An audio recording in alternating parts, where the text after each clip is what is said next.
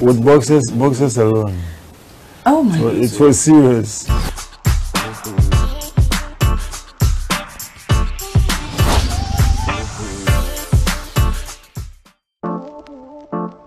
Hi there, welcome to another episode of Wants to Watch right here on VNTV. I've enjoyed kissing Emilia Brobe. Have you ever done oral sex before? Yes, I have. And if you haven't and you're in a relationship, I think you are doing much harm to your spouse, your partner. This is not news. It's happening everywhere. Hold on. Yes, anything can happen. You can do a one-night stand with Shatawali. Yes. To your sister, Bible says Yakupon say.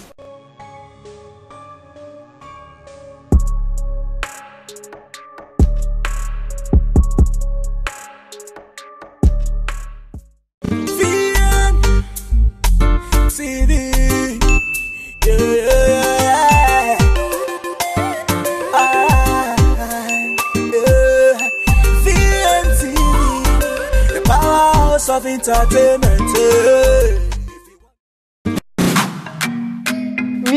Music. Wow! It's all about promoting your music videos. That's a great opportunity for all musicians and of course uprising artists all around the world. So VNTV is giving you the opportunity to play your music video on our platform to reach out to millions of fans all around the world. And guess what? It is totally free. Now this all you have to do is to send your links to us or bring your video to the front desk of VNTV and boom, you had it. Of course, you can call the contact on your screen right now for directions. And for more inquiries, just contact us on our social media handles. This is an opportunity you sure don't want to miss. Now this is VNTV, your powerhouse of entertainment. So compete on me, baby. My country people, how on a day or Saturday don't reach for another bunga mock news on I know the way they do am. Federal government don't provoke follow people where they said codeine. Say everybody now for not. So they sit here in Russia 2018 and today first up it's Colombia playing against Japan. 2014 Golden Ball winner James Rodriguez will be stepping out on this field against the Japanese national team. You're expecting the likes of Shinji Kagawa, Kisuki Honda and a host of other players to give them a run for their money, a stiff opposition over there. But that notwithstanding, yesterday night we saw an African side fall once again at the World Cup. They crumbled at the front of a corner kick. In the dying members of the game, Harry Edward King made sure that he punished the Tunisians national team better to the Carthage Eagles. So the Lions dominated the Eagles on that particular occasion. So on that note, let me welcome my regular guest, or better still, regular fixture on the panel. Rather, William. Thank you so much, and good morning to your viewers out there. Definitely, it's very important and expedient to be greeting our cherished viewers who have been making time to spend with us over here to give them a better analysis and also to give them a better view, a hindsight view of whatever is going to transpire in the next 90 minutes. Now, quickly,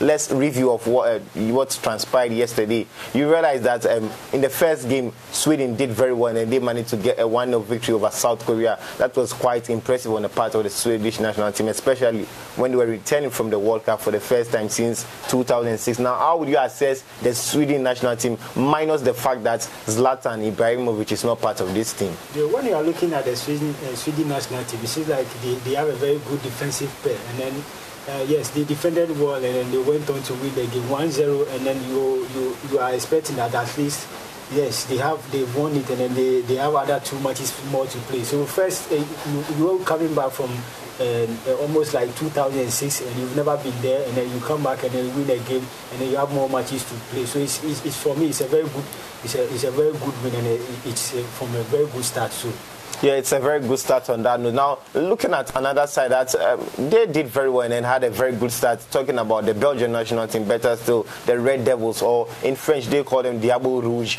Now, looking at the Belgian national team, it is true they were able to get 3 goals, but those 3 goals came in the second half. The first half was very blunt on their side, pertaining to the fact that they had quite a number of very good players at their disposal. Kevin De Bruyne was in the squad. There is also Romelu Minama, Lukaku Bolingoli, and not to forget Edin forgetting Michael Hazard, Pele, not forgetting that the fact that Michi Batshuayi Tunga was also on the bench. So if you're looking at all these components on the field of play, then they not getting a lot of goals, especially in the first half, by getting the 3 goals. Now, what would you say went correctly for them in the second half as compared to their first half performance? For the Belgians, it seems like they have their current squad, the golden generation that they have. It seems like they want to prove a point this time around, because when you are looking at their previous tournaments they played so far, it seems like they could not get to the kind of place. The deeper stages of the tournament. So I think that winning 3 goals against a less opponent side, which is their first time in the tournament, for me is a very good sign. But in the first time you could see that the goals were not coming very much, and with the experienced coach like Roberto Martinez, it seems like he went back and did his assignment and did the work very well, and they came back stronger to win the game. So for me, these are early days yet, and then when you have the current generation of players, you need to do something and win the games, and then make sure that you go on and then win trophies for your country. So for me, I think that they did very well, scoring 3 goals, and then Romelu Lukaku being on the score sheet. For me, I think they are starting on a very good note. Now, Miracle, majority of our review discussion will be on African sides. Now, disappointingly, none of the African sides participate in the World Cup so far.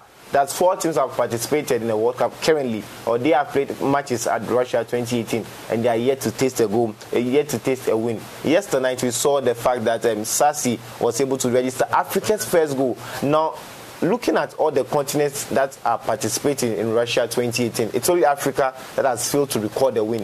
Are you surprised, or better so, is it something of a regular feature that, okay, so it's not something new to you?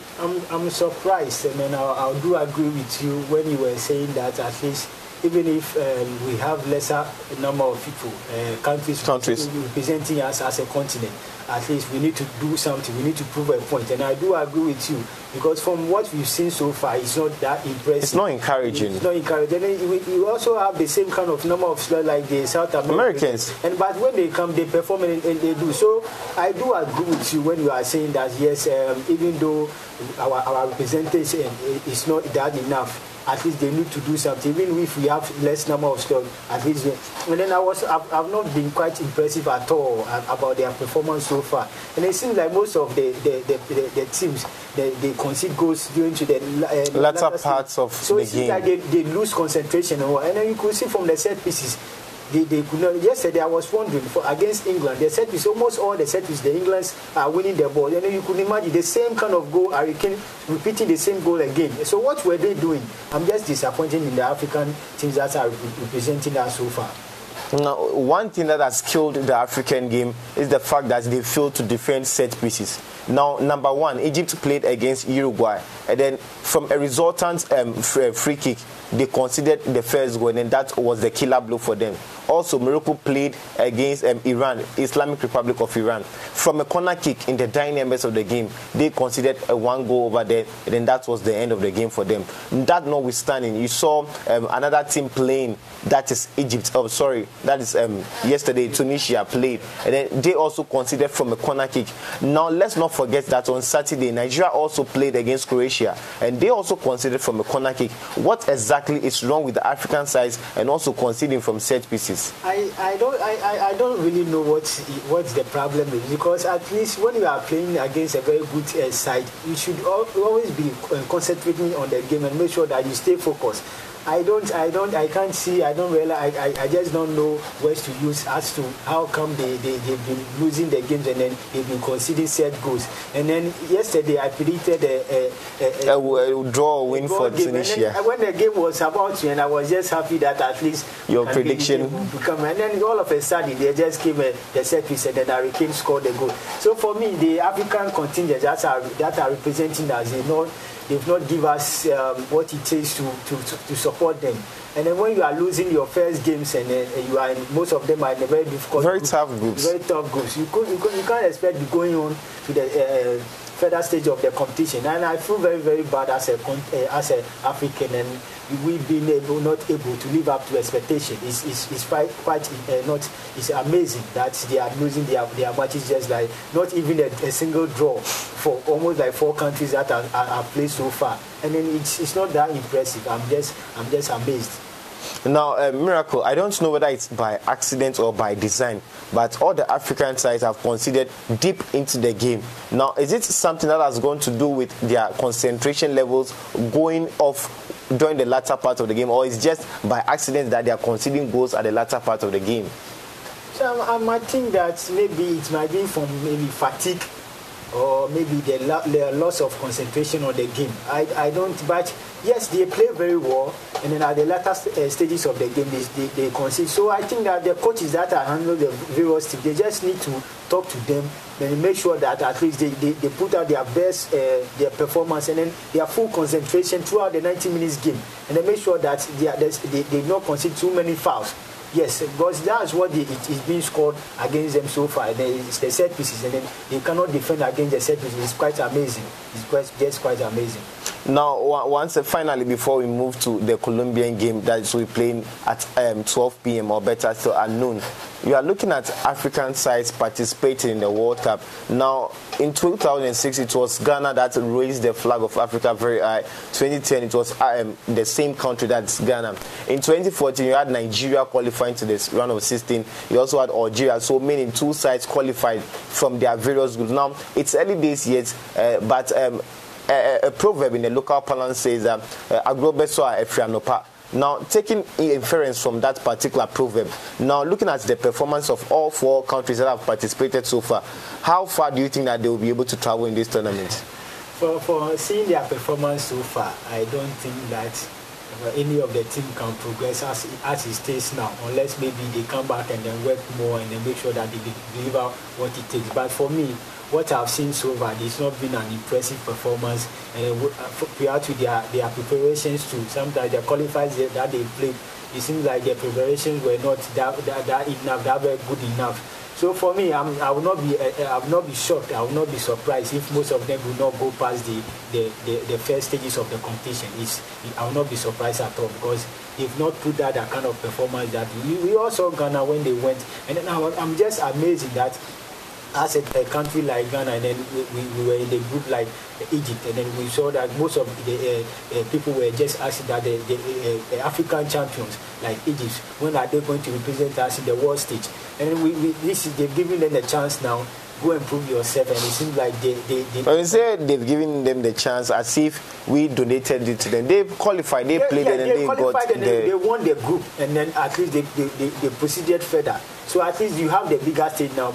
Make sure that you represent us very well and make sure you deliver. But at the end of the day, they end up disappointing us. And they are fluffing their lines. So far, we have 5 African countries that are represented. Later on in the day, Senegal will be playing against Poland. And 4 countries so far, and then we've not recorded them. So 90% of the teams have disappointed. So we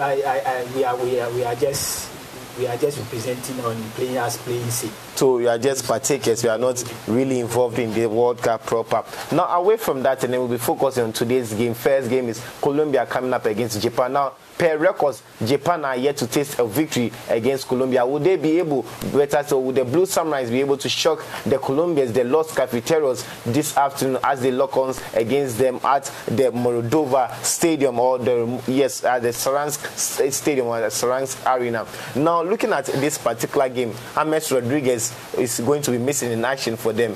But you have the likes of Radamel Falcao, Garcia, Zarate, El Tigre starting for this current national team of the Colombians. Although this is his first World Cup, but we know how lethal he is. How far do you think that the chances of Colombia are? And then also comparing that or making inference to the performance of Radamel Falcao Garcia, what sort of effect do you think is going to have in this team? When you are looking at Colombian national team, it seems like they are unbeaten with the Japanese team. The last time they met in the 2014 edition, they tried them 4-1. So it seems like they know them, and then they are capable of beating them.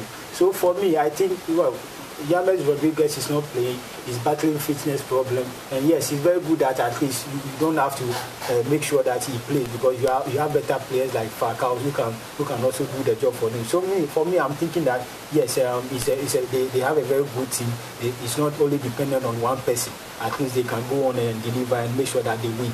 Yeah. So you think they will be able to get the 3 maximum points against the Japanese? Now, away from that, the Japanese also, this record is not going to be in favor of them because they are winless against South American sides partaking in the World Cup. Now, what sort of tactics or better still formation and system do you think that the coach should employ to banish those sort of bad records against South American sides? When you are looking at their formation, it seems like they are playing the same formation like the Colombia. 4-2-3-1 with one striker up there. So it seems like they are in for the win. And then when you are looking about the Asian countries, it seems like they have a pace. They are very good when they are attacking and also very good when they are also defending. So all what the Colombians need to do is that they need to make sure that they find spaces in them and make sure that when they also go and attack, they should also make sure that they come back very stronger to defend because the Japanese national team, they are quick, and then on a very good day, when they caught you on the counter, they can score. So for me, I'm thinking that yes, the Japanese too, they have a very good, but it seems like the odds will not favor them that much. And then against Colombia, is a very good side. It will be very, very, very difficult for them to beat Colombia as of now. Now you are saying Colombia are a very, very good side, but that notwithstanding, they are losing their key man who was the Golden Ball winner in 2014, cast in the person of James Rodriguez, formerly of Real Madrid, who currently plies his street for Bayern Munich. Now, for such a player who has contributed immensely towards the success of Colombia, he has been directly involved in 8 of the last 10 goals scored by the Colombian national team at the World Cup. Now, taking that into consideration, him being on the bench, is it going to affect the chances of Colombia getting goals or probably going for it to win this game? But it's better he will be on the bench than to play. We all saw what Brazil did when Neymar was playing. I think someone who is coming back from injury. But for Neymar's case, I don't think it has to do with him returning from injury because he played in subsequent games. Against Croatia, he came from the bench, he scored a goal. Yes, in the other game they played, in the friendly match, they won by 3 goals. No, he started, he finished the game, he scored a goal. So that to me is not an excuse. What do you think was the kind of problem that he I believe that the defense men of the Swiss national team were tactically disciplined. They did their job better. And then Neymar was very lackluster on the day. He didn't deliver the goods from my point of view. But yesterday I was thinking that if he had more fitness in terms of playing much more games, he will just come on in the game and make sure that at least he puts on. We all know Neymar, what he's capable of doing. Yes, so for that game I think that he was lacking the fitness. For me, I think that he was outsmarted by Vilon Varami and a host of other players for the Swiss team. You must have your own view, but I was thinking that he was lacking that kind of fitness because when he gets the ball, he easily loses the ball. Yeah, so it seems like the safety, the Colombians don't want to risk James Rodriguez. Yes. But is it not going to affect their chance of getting goals? Because if you have someone who has been involved in 80% of the goals you've scored in the last 10 games you've played at the World Cup or the last 10 goals you've scored at the World Cup, don't you think it would be reasonable to start such a person regardless of his fitness on the field of play? They don't want to take any risks as at now. And then they are playing against Japan, who on the more know they think that they can make. So when you have Falcao in there, I think that yes, he can also. But according to I think I read an article which says that it is risky to take a risk, but it is more riskier when you decide not to take a risk. So on that particular score, don't you think it is riskier if the Colombians are not putting on James Rodriguez? Because looking at what the World Cup has taught us so far, even yesterday, the Belgians, they struggled in terms of getting goals. Had it not been the second half blitzed by Romelu Lukaku and also Dries Mertens, maybe the game would have ended in a 0-0 scoreline. Now, in other games, Mexico shocked Germany. We also saw how the Brazilians struggled against Switzerland. Now, the Japanese have been written off. And then from your point of view and then from your analysis, I can see that you are not really seeing a Japanese win. But don't you think that the Colombians, they are playing with their cards, and if they don't take care, they will be surprised in this game?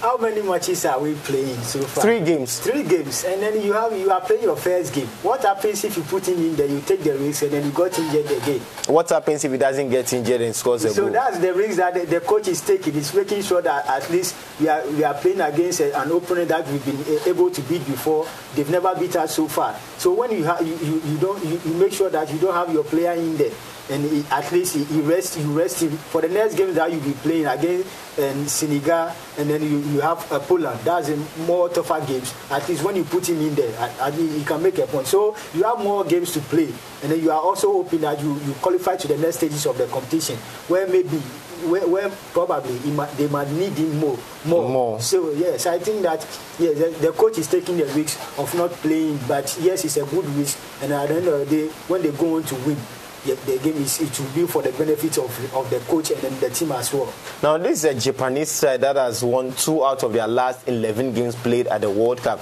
Their last victory is coming up against the likes of Cameroon and Denmark, but both wins were recorded in the 2010 World Cup back in South Africa. Now, looking at their group made up of the likes of Poland and then Senegal, plus Colombia themselves, the Japanese side, do you have confidence in them in terms of their first game? Because this is a first game against Colombia. Then should they get the 3 maximum points, everything changes. The narrative is going to change, and then everyone will start looking at the Japanese national team. Do you think that they will be able to do very well against Colombia and then possibly travel far in the tournament?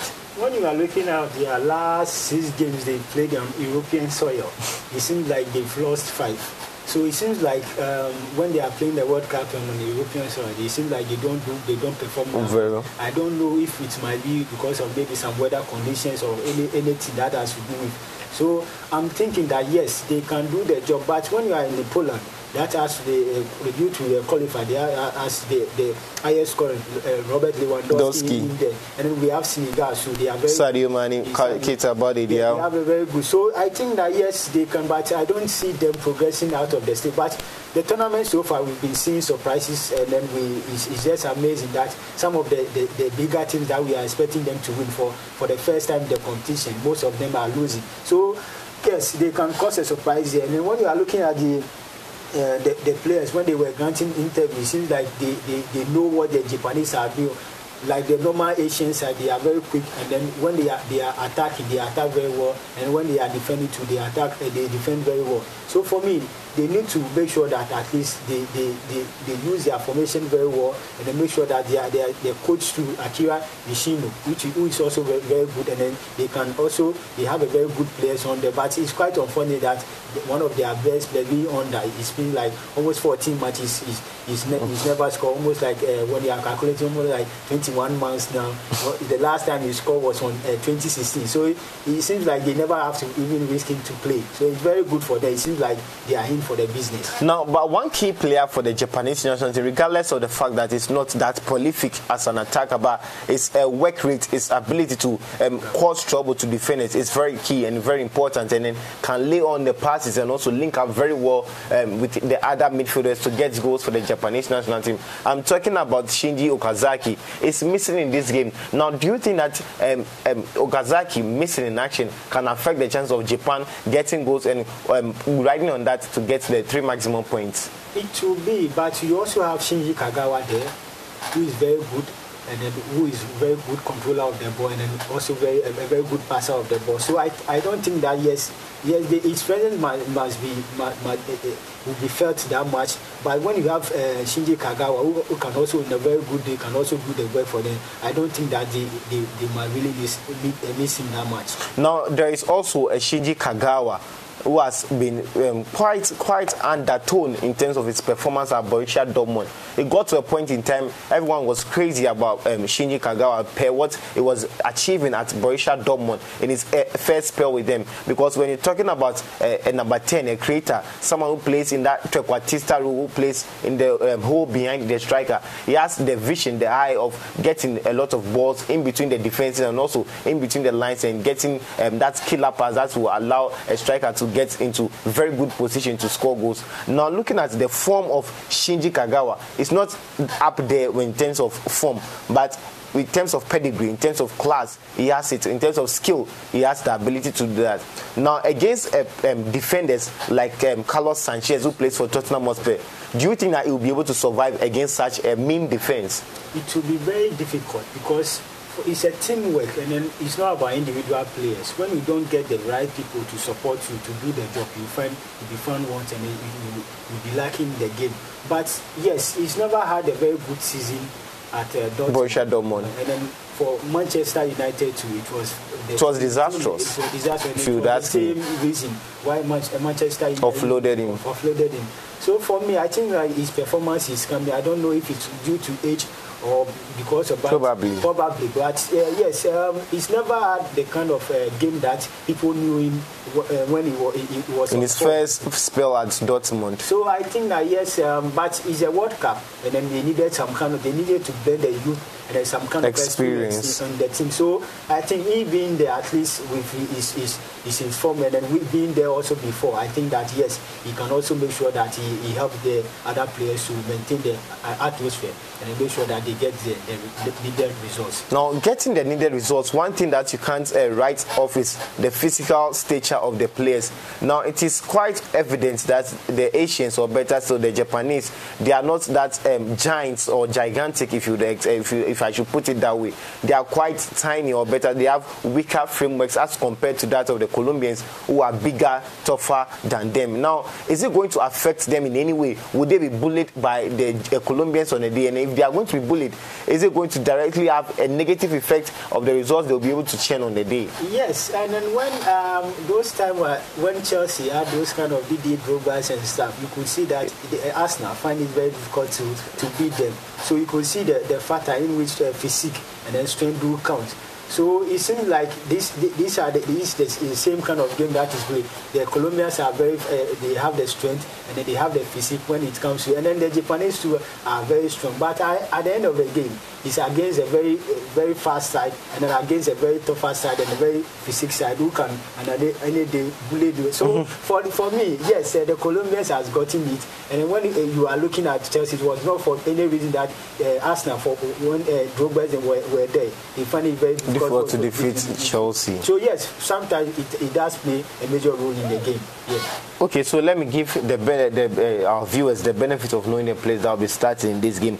David Ospina is in post for the Colombians. There is also Arias, then Carlos Sanchez of Tottenham Hotspur is starting in defense. Marilo is partnering with Sanchez, and Mojica is playing on the flanks as well. Now there is also another Sanchez in midfield. Lema is in there. Guillermo Cuadrado is starting in the game. Then Quintero, then Izquierdo is also starting. Then Radamel Falcao Garcia Zarate El Tigre is leading the lines for the Colombian national team. So if you check the lineup proper, it's looking like a 4-2-3-1 formation being deployed by Jose Manuel Peckerman from Argentina, but coaches Colombian national team. Also, when you go to the Japanese, they have Kawashima in post, Nagatomo, Shoji, Yoshida, Sakai in defense, making the 4-back, and then Shibasaki, Makoto Asebe is in there. Then Inui is starting for them, and then Shinji Kagawa, Araguchi, and then finally Osako is leading the line. So, like Miracle said, they are all employing the 4-2-3-1 formation. So, quickly before we leave the studios and enjoy the game in Russia,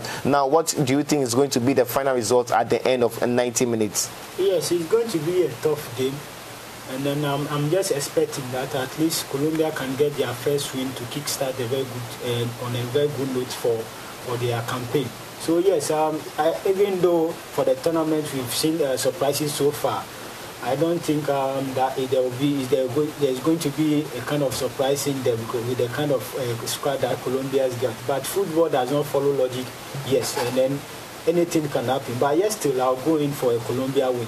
Okay, one of our viewers, Chacha1 Yaro, he believes that the Colombians are going to have a holiday on the day as they will be defeating Japan by 3-0. The game will end 3-0 in favor of the Colombians. So on that particular 3-0 in favor of the Colombians, we need to bounce out of the studio. Once again, let me thank you for giving us such a wonderful analysis. So on that note, let's go and enjoy the game. Like I always say, my name is Godwin Amatego, and I have an unwavering passion for sports. In the meantime and in between time, hasta manana.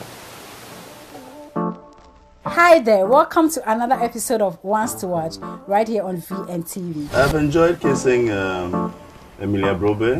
Have you ever done oral sex before? Yes.